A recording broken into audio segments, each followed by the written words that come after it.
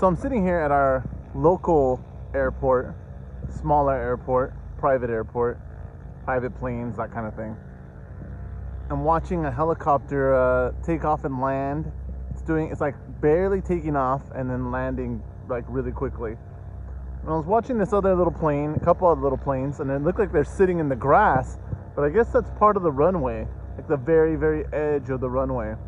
It's just very interesting to sit here and watch. Like, if you look, it looks like the door on the helicopter is actually open. It's pretty crazy. And I'm sitting here wondering, like, hey, I should get out here and get my private pilot license. Why not? That way in SHTF I can go steal a plane and get out of Dodge, go find an island somewhere and survive. Speaking of which, we have some other planes coming in. Where'd it go? There it is. That's crazy. It's crazy. You never think of, it's funny because like when we always talk about SHTF and this and that and the other thing, it's like you kind of forget that there's something like an airport, that there's air travel instead of a car, and you could literally hop in a plane and get the hell out of Dodge, go out, get in the middle of nowhere, go land your plane in a field somewhere and just go for it, as opposed to having to make it out of suburbia. Now I guess if you live in the middle of nowhere and you're already kind of isolated, that's a little different. But you're in the city, I mean, everybody's first choice of travel is going to be taking the car.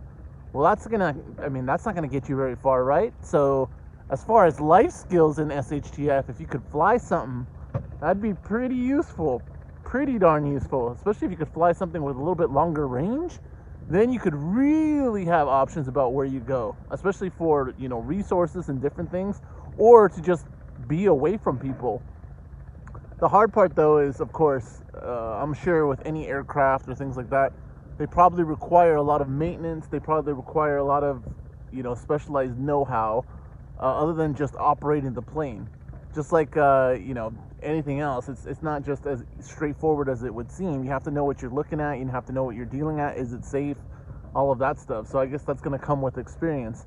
But pretty interesting. This is again, very local airport, but very interesting to see all the different things that people come out here. When the weather's nice, this place is super popular. Bunch of like obviously small private planes, a lot of sightseeing because we're near the coast. This area has a lot of sightseeing, like all the way down to Orange County and then up to like Malibu and Santa Monica, all of that stuff. There's a lot of like sightseeing tours, whale watching stuff, and flights to Catalina, that kind of stuff. But also, interestingly, at this airport, there's a lot of replica and actual World War II aircraft. There's a few P-51 Mustangs here. There's, I believe, a Japanese Zero here. There's a bunch of replica aircraft. I've seen, I believe, I don't know if it was from here, if it flew in from somewhere else. We have a few like really well-known small airports nearby, and I've seen, I think from probably local air shows, planes fly in from all over the country to have for different air shows. So I've seen bigger planes land here, like bigger World War II bombers, that kind of stuff. But also what else have I seen? Yeah, a lot of different aircraft coming in here. I mean, a lot of, it seems like, the same kind of group of guys that meet up and go fly other planes. So that's pretty cool. But especially with the World War II vintage, it's really cool because, obviously seeing the replicas is cool. I mean, it's cool that people are enthusiastic, but when you see the actual, for example, like the Mustangs, when you see the Mustangs flying around, the engine of the Merlin, that plane over there is taking off. The engine of the Merlin, Rolls-Royce Merlin engines, it sounds very different. It's a very high whine, and that's how right away, from far away, you can hear it, and it's like a very distinct sound. So it's very cool to kind of experience those things. But it's cool. One of those cool things that, like, if you have an airport nearby to kind of just me, I've always been very fascinated by looking up at the sky and, you know, taking a look at what's flying around during the day and during the night. You see a lot of cool stuff, but when you have a little airport like this nearby that's very popular with private pilots, it's very interesting. It's crazy how there's so many like different things out here. You got a helicopter sitting right there at the very end of the airport. It's funny because they look like they're sitting in the grass, and it's like, okay, like you know, it looks like what are you doing over there? But yeah, you have all of these different aircraft that are just operating out here, and cool to see, you know, that people, I don't know if it's funny because I never think about it like, oh, people travel this way, you know, hey, let's go down to Santa Barbara, let's go down to San Diego, hey, let's fly there.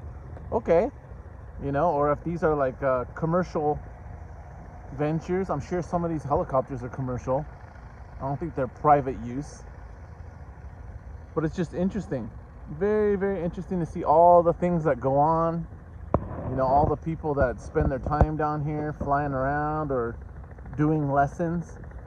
I feel like flying a helicopter would be kind of scary, especially because so much of it is with your feet, as this one over here takes off.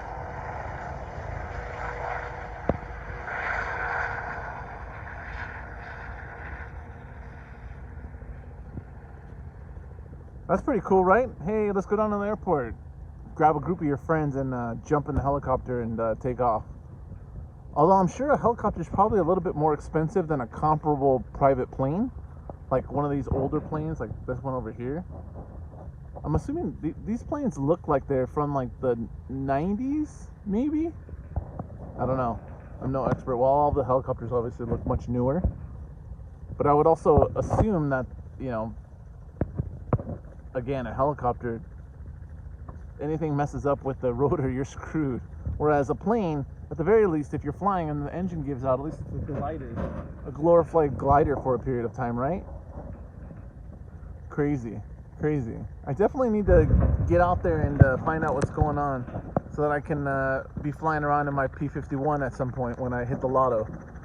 Just wanted to give you a glimpse. See you later.